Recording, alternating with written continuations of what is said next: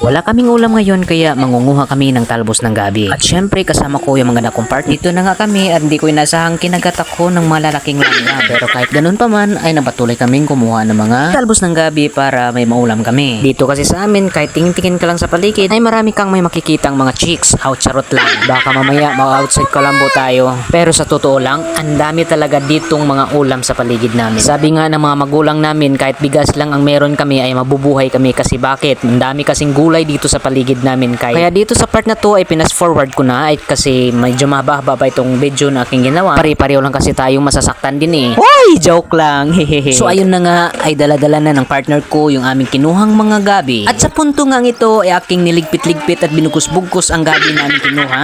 And tada! Ito na po yung finished product natin. Hindi ko na po pinakita yung the way na pagluto namin. Thank you so much po sa panonood at sa muli. Magandang araw po sa inyong lahat.